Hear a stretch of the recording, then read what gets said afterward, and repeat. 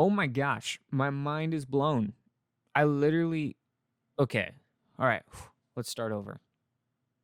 This is my review on The Phantom Apprentice, the most recent episode 10 of the final season of the Clone Wars, and it was so good. Probably my favorite of the entire series. So the episode, it starts off with Maul talking to Ahsoka. Remember, he's disappointed that the Jedi sent her rather than Kenobi.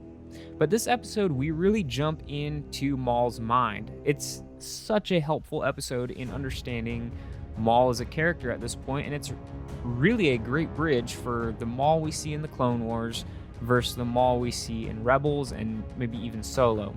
Maul's typically been motivated by building power in his crime syndicate, his Shadow Collective, and revenge on the Jedi, specifically Kenobi, and revenge on the Sith. But in this episode, his mind is elsewhere. We see that he's distracted with the impending doom that is Darth Sidious. He senses that the dark side is at its peak, that it's never been stronger, and he knows that the Sith grand plan is about to take shape. But after talking with Ahsoka, he makes an escape as Rex and some more clones come in to rescue Ahsoka, and he says that it's not time yet, and he moves on. After this, we get some reference points for the Revenge of the Sith to help us fit this episode into episode 3's timeline. The first is that we find out Dooku is dead. Anakin has killed Dooku at this point, and the Chancellor has been rescued. We kind of get to see Obi-Wan's take on it. You can tell in his eyes and his tone of voice that he's a little bit shook up about Dooku's death, about Anakin killing Dooku specifically. This eliminated one of their leads to Darth Sidious, because at this point, the Jedi know that Darth Sidious is the one orchestrating and pulling the strings of the Clone Wars, but they don't know where he is or who he is, and Dooku was one of their only leads. This makes Maul's capture that much more important. But Obi-Wan's not able to offer assistance to Ahsoka because he is on his way to Utapau, where he will chase down and defeat Grievous. Meanwhile, Anakin has just been given his task to spy on the Chancellor, which Ahsoka feels the same about that task as Anakin does. She doesn't approve of it, and she assumes correctly that Anakin doesn't either, but Obi-Wan asks her to reach out to him and maybe talk some sense or some encouragement to him. I don't know. Regardless, we don't see that conversation happen, and I don't think that Ahsoka will be able to reach out to Anakin at this point. As Maul is hunting for more information on Ahsoka, he captures the ARC Trooper Jesse. Simply, he captures Jesse because Jesse is an older clone who has been with Ahsoka for most of the Clone Wars and knows her better than any of the other clones. I mean, aside from like Rex and probably some others. And in a Force Awakens type moment, Maul uses the Force to extract information from Jesse, and this is where he learns Ahsoka's past, her run-in with the Jedi Order, why she's an outcast from the Jedi Order, and he relates to this.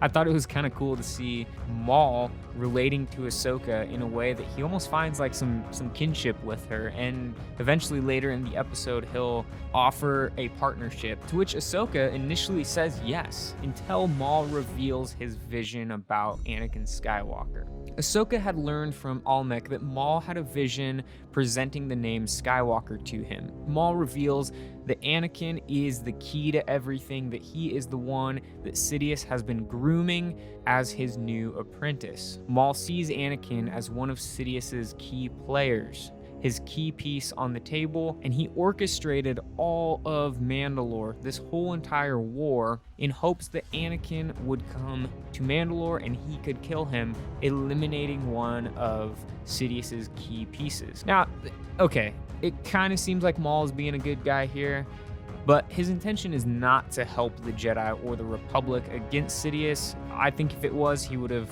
spilled all the information he knew.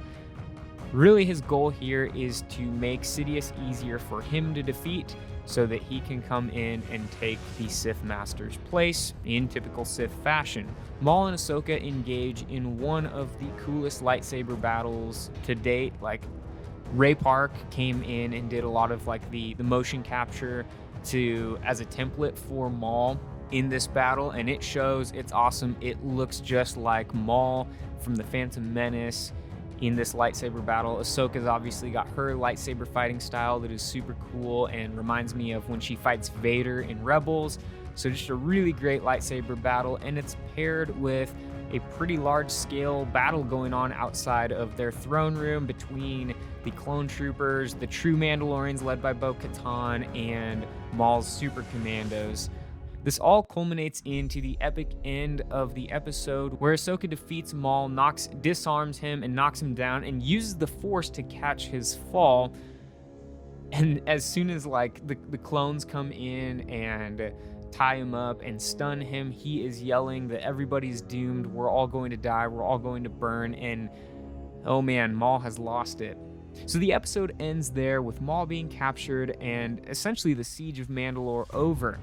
Obviously, we've got 2 more episodes and a lot's got to happen. We've got to see Order 66, which, I mean, realistically, it's got to be the next episode.